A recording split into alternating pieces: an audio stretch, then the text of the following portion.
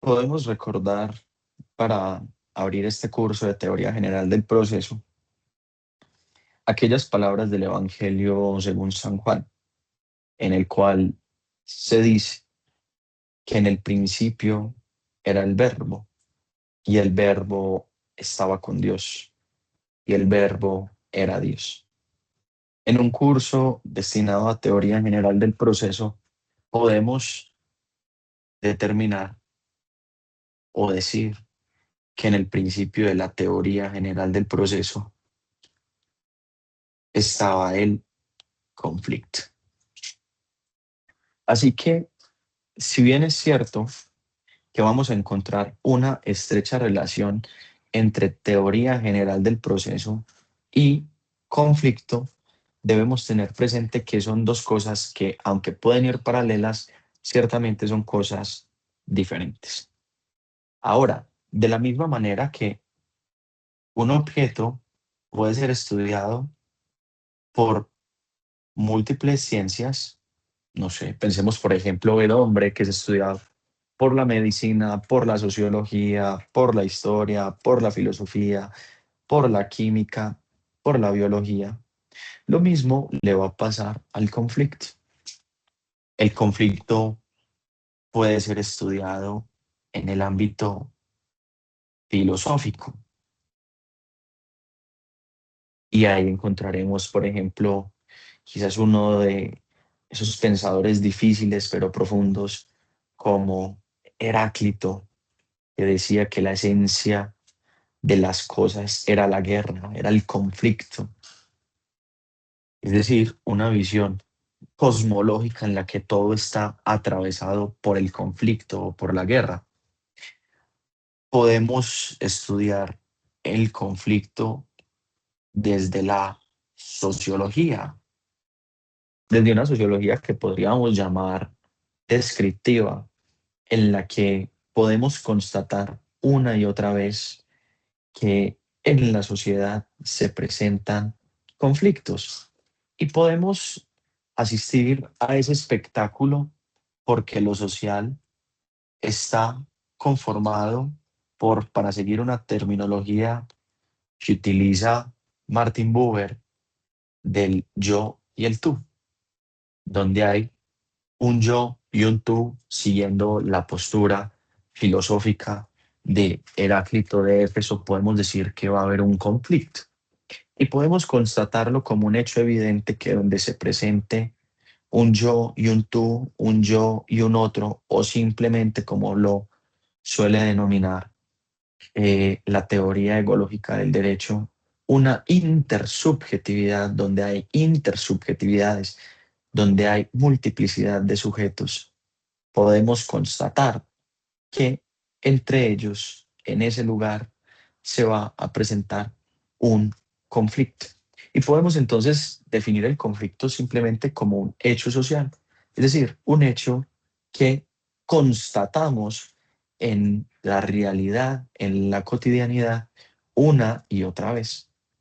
Ahora, también dentro de la sociología existen, eh, digamos, reflexiones que vuelven una y otra vez sobre ese hecho social y que podemos encontrar, por ejemplo, a Georg Simmel en sus cuestiones fundamentales de sociología, en el que establece que el conflicto o la lucha, también como él lo denomina, es una forma de socialización y que esa es una forma de socialización más importante para el desarrollo de la humanidad de lo que podemos creer. Entonces, volviendo, podríamos decir que el conflicto puede ser estudiado de una manera filosófica, otra de una perspectiva sociológica, y que como hecho sociológico podemos constatar que encontramos una y otra vez conflictos donde se presentan sujetos. Ahora, también podemos analizar el conflicto desde el ámbito del derecho positivo, o de lo que nosotros simplemente conocemos como el aspecto jurídico de las cosas. Y aquí entonces vamos a encontrar, por lo pronto, dos cosas significativas. Por una parte, vamos a encontrar una forma de pensar el conflicto desde la dogmática, es decir, dogmáticamente, y ahorita nos vamos a extender un poco más en ese aspecto dogmático, y otro aspecto que podríamos simplemente denominar como el tratamiento jurídico, es decir, el tratamiento de las normas positivas que se le da a ese conflicto que constatamos como hecho social. Y entonces aquí va a ser muy importante un texto, un pequeño texto del profesor español Jaime Guasp en la pretensión procesal. Y que lo que trata de hacer el profesor Jaime Guasp dentro de las múltiples cosas que acontecen en ese libro es separar la consideración sociológica del conflicto de la consideración jurídica del conflicto. Pero ya vamos a entrar un poco más en ello. Vamos a profundizar entonces en este aspecto que vamos a denominar el aspecto dogmático del conflicto. Y dogmático podemos definirlo de una manera muy sencilla y es un punto de partida que yo asumo acríticamente. Es decir, yo voy a tomar este punto de partida para el resto de mis consideraciones sin preguntarme si ese punto de partida es o no correcto. Entonces, cuando nosotros tratamos de desentrañar el sentido de una norma jurídica, nosotros estamos adoptando una posición dogmática en el sentido que asumimos eh, que nuestra piedra angular, nuestro cimiento, nuestro punto de partida para reflexionar acerca de la norma es la norma misma y no nos remontamos al origen, a la reflexión filosófica acerca de si esa norma que está ahí debe o no estar, si su contenido es o no moral, etcétera, sino que simplemente lo damos como un supuesto. Y para ese punto de partida, entonces debemos tener presente un ámbito muy importante para el derecho, que es el ámbito del derecho sustancial, junto con su división tradicional del derecho, con su diferencia tradicional del derecho procesal, es decir, la distinción entre derecho sustancial y derecho procesal, procesal, que en este momento no me interesa tanto, sino que nos vamos a concentrar en derecho sustancial. Y aquí lo podemos decir de una manera también muy rápida, que el derecho sustancial no es nada diferente que el catálogo de derechos entregados a un sujeto por parte, llamémoslo de una manera también muy general, de un ordenamiento jurídico. Y es que también aquí hay grandes discusiones acerca de si solo se tienen derechos a partir del ordenamiento jurídico, es decir, a partir del Estado, o si existen derechos anteriores al Estado y que el Estado solo reconoce. Es decir, no los crea y otorga, sino que simplemente vienen dados y en ese orden de ideas el Estado debe respetarlo y que es quizás acá la discusión del neoconstitucionalismo que surge a raíz de los juicios de Nuremberg. Pero dejemos también un poco en suspenso esto, digamos, la discusión filosófica. Quedémonos simplemente con el aspecto dogmático. Entonces, por ejemplo, cuando una persona dice que tiene derecho a que un tercero le pague el bien que le vendió, pues está diciendo en el fondo que el ordenamiento jurídico le otorgó un derecho para pedir aquello que está reclamando. Cuando una persona también, digamos, en la cotidianidad dice que tiene derecho a una pensión, en el fondo, dogmáticamente, jurídicamente, lo podemos traducir diciendo que tiene un derecho subjetivo, es decir, que la norma le entregó a ese sujeto particular un poder, una atribución, una prerrogativa, una ventaja o una utilidad. Y a pesar de las grandes discusiones que se presentan en estos ámbitos, podemos decir que cuando un sujeto dice tener un derecho, lo que en el fondo está diciendo es que tiene un derecho subjetivo, un derecho subjetivo. Es decir, un sujeto ha sido investido de un poder, de una facultad, de una utilidad por una norma jurídica.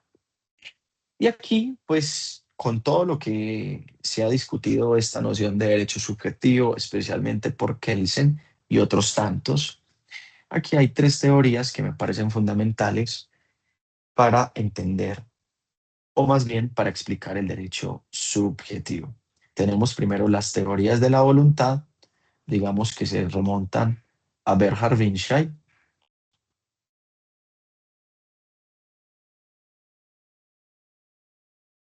¿Qué le pasó a esto? A Bernhard Winshai y su derecho subjetivo como voluntad.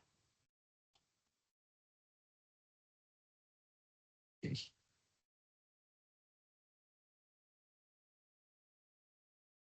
Bernhard Winshai. Tenemos, por otra parte, a la teoría del interés, sostenida por Rudolf von Jering. Y Rudolf von Jering decía que el derecho subjetivo no es un poder, no es una voluntad, sino que es, sino que es un interés jurídicamente protegido.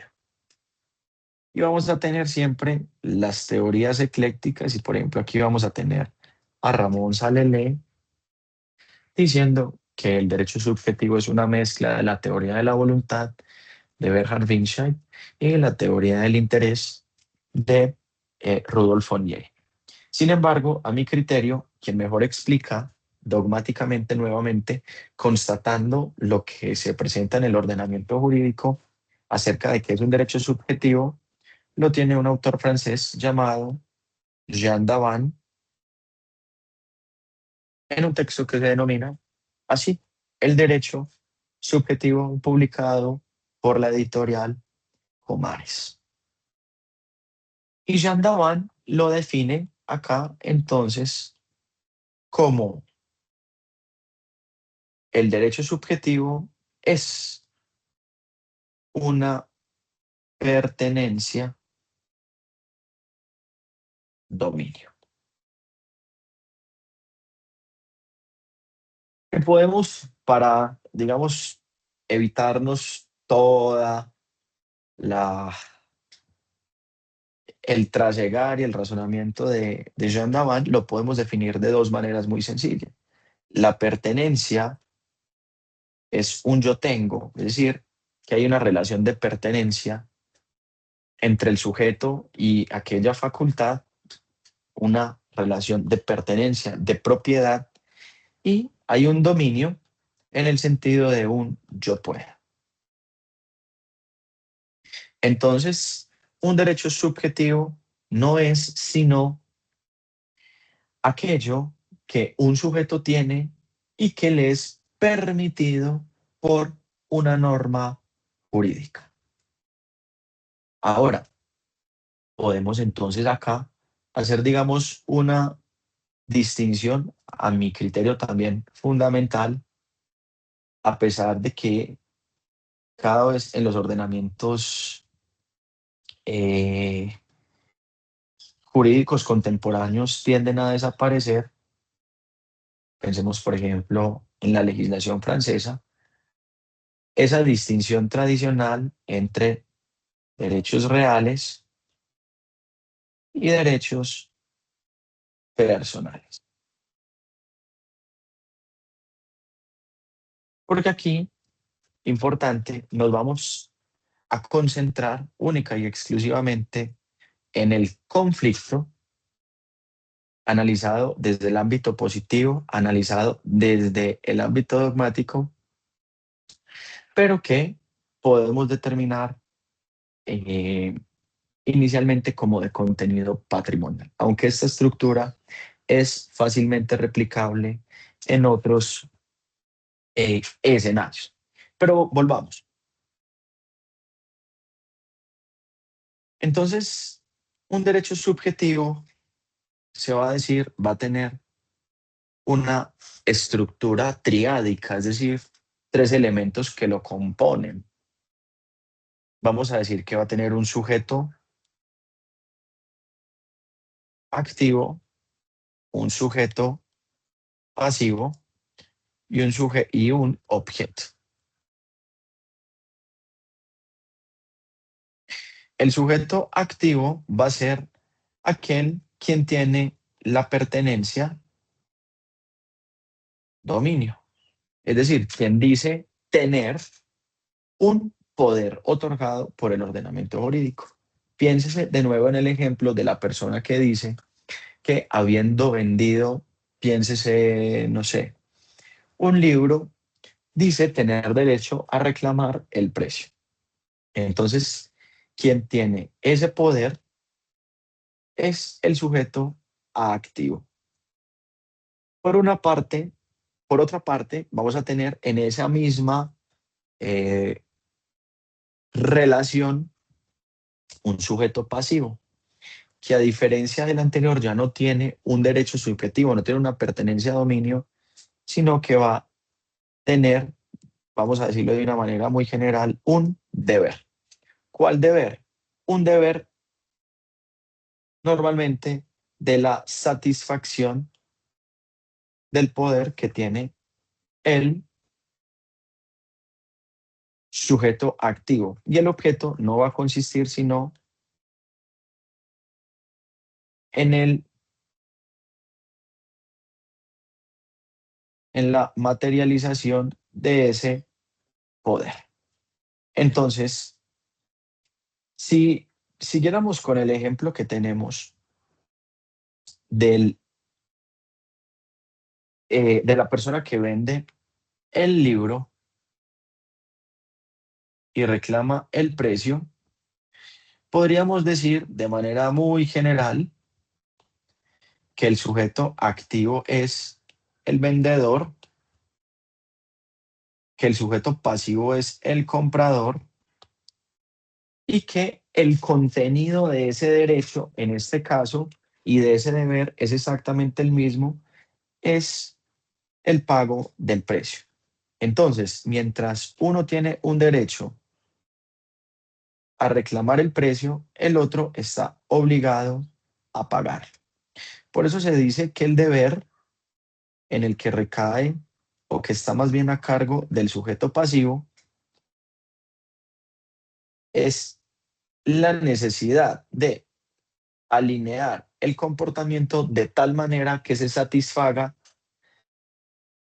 el derecho, en este caso el objeto de ese derecho, a que tiene lugar ese sujeto activo. Entonces, el vendedor va a tener derecho a reclamar el precio, mientras el comprador tiene la obligación, el deber de alinear su comportamiento de tal manera que satisfaga el derecho de ese vendedor, que en este caso consiste, perdón, en el pago del precio. Entonces, acá nos vamos a concentrar en una cosa muy importante para remontarnos a lo que dio origen a toda esta discusión. Y es, tenemos comprendido ya que el sujeto activo es quien tiene el derecho, mientras que el sujeto pasivo es quien tiene el deber de satisfacer ese derecho. Y el poder es simplemente aquello que particular, el objeto del derecho subjetivo es aquel poder que puede reclamar el sujeto activo de ese derecho. Entonces, ¿qué puede pasar? Sigamos con el ejemplo del comprador de libros o del vendedor más bien. Cuando el vendedor entrega los libros al comprador, ¿qué acontece? Que el vendedor espera que le sea satisfecho su derecho, que consiste en qué? En recibir un precio. Y respecto de ese comportamiento que debe desplegar el sujeto pasivo, quien tiene el deber, puede pasar tres cosas. Puede pasar que lo cumpla, puede pasar que no lo cumpla, o puede que lo cumpla parcialmente o de manera imperfecta. Entonces, si el vendedor, el librero, le vende su libro al comprador y el comprador lo paga, significa que el sujeto activo cumplió con su deber. Y si lo cumplió adecuadamente, entonces se cumplió o se satisfizo el derecho de ese vendedor. ¿Y qué va a pasar? Que en este caso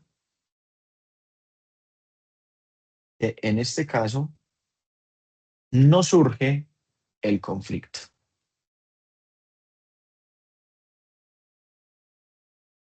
que no surge el conflicto,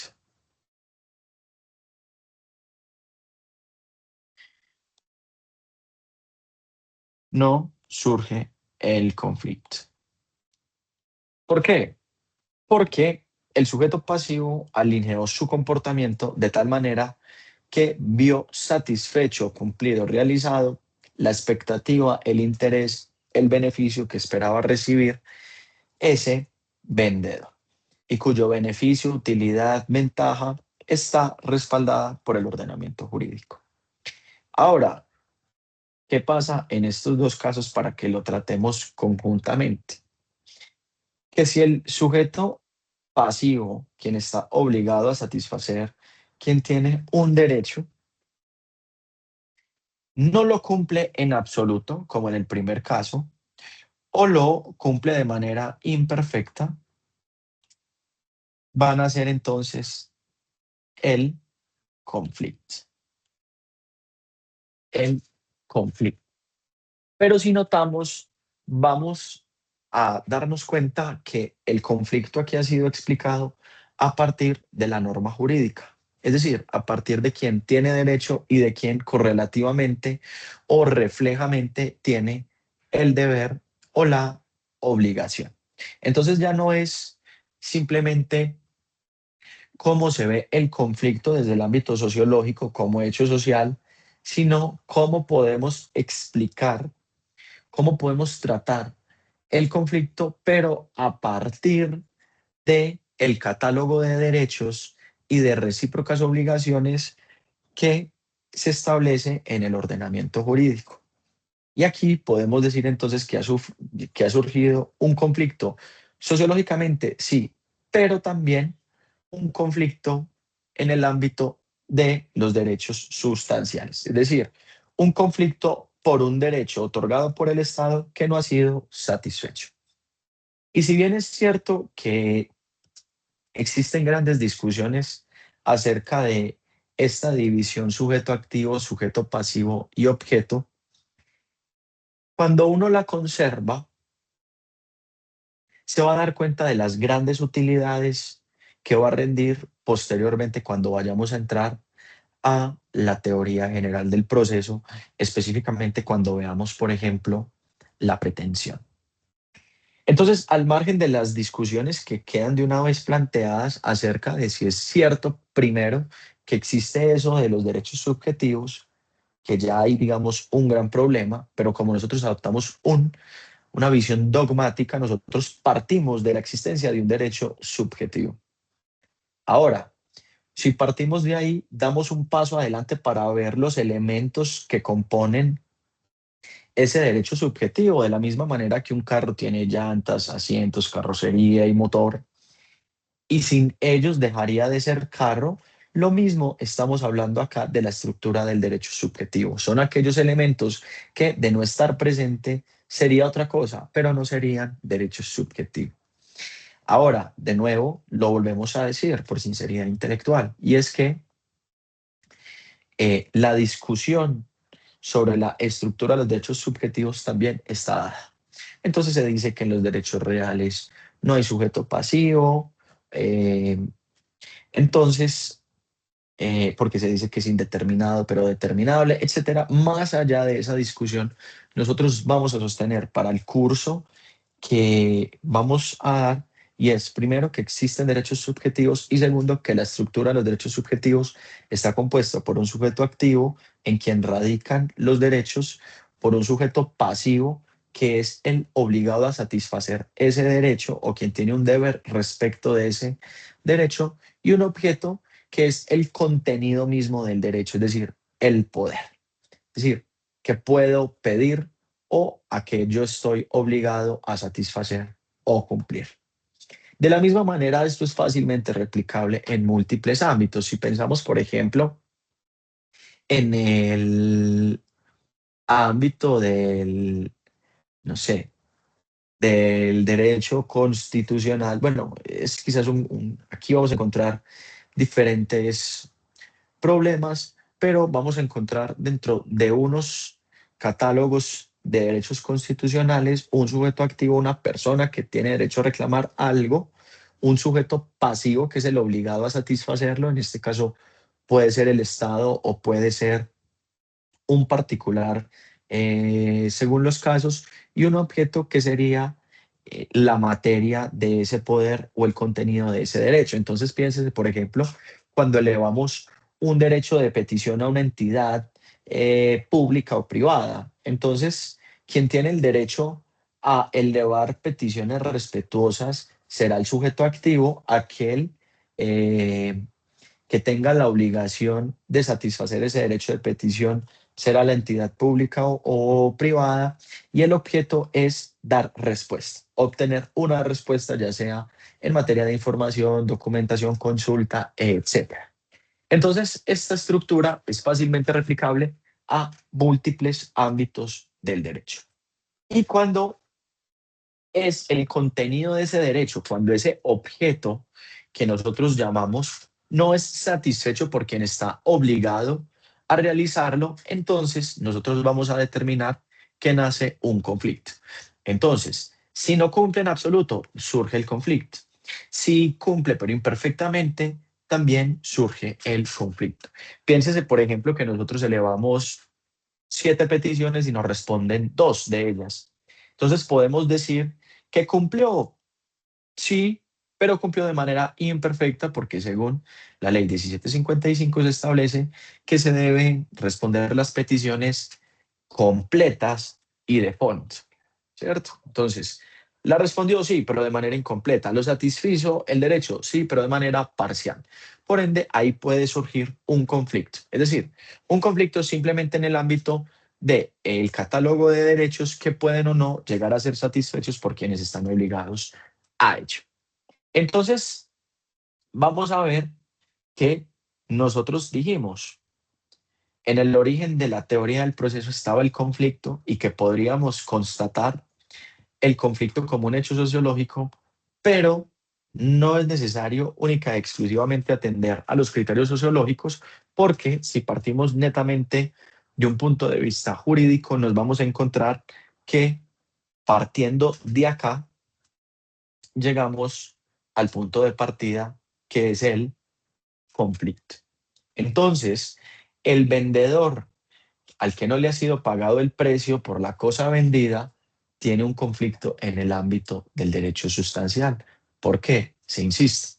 Porque su derecho otorgado por la norma jurídica no ha sido cumplido, no ha sido satisfecho por la persona obligada a ¿qué? A satisfacerlo. Listo. Llegados a ese punto, entonces podemos abandonar el aspecto dogmático del conflicto y nos podemos eh, concentrar desde el punto de lo que es el tratamiento jurídico. Y aquí entonces vuelve a tomar relevancia esa distinción que hicimos antes entre derecho sustancial y derecho procesal y retomamos aquello que se dijo por Jaime Guasca, que dejado de lado el conflicto en el ámbito de lo sociológico, lo que le va a interesar el derecho es cómo se trata ese conflicto jurídicamente. Y entonces aquí ya estamos a portas del derecho procesal.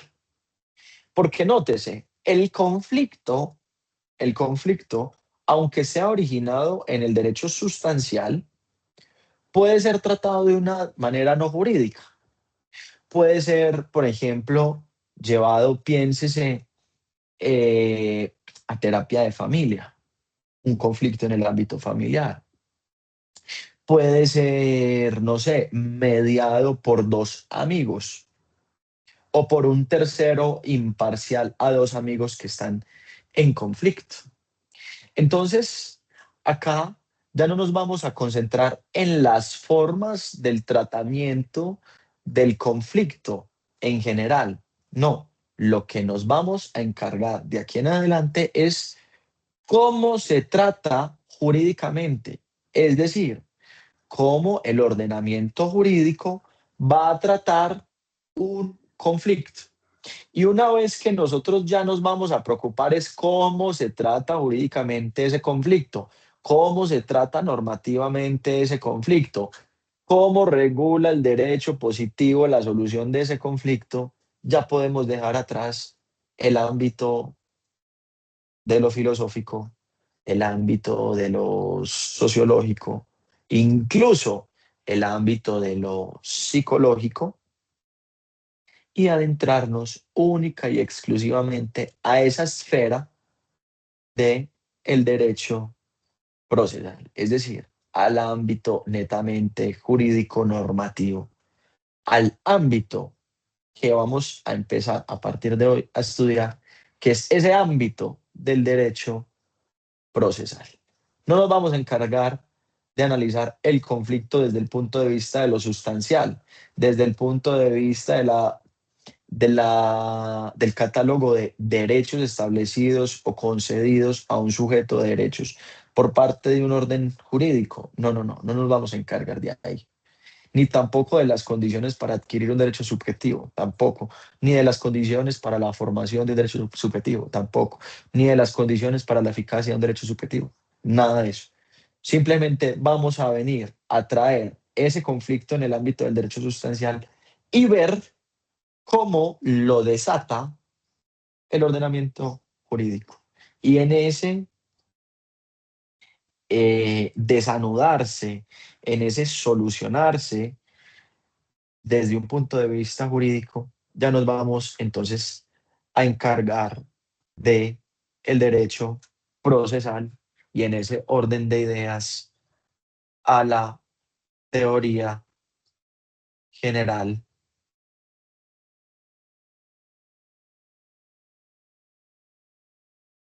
del proceso.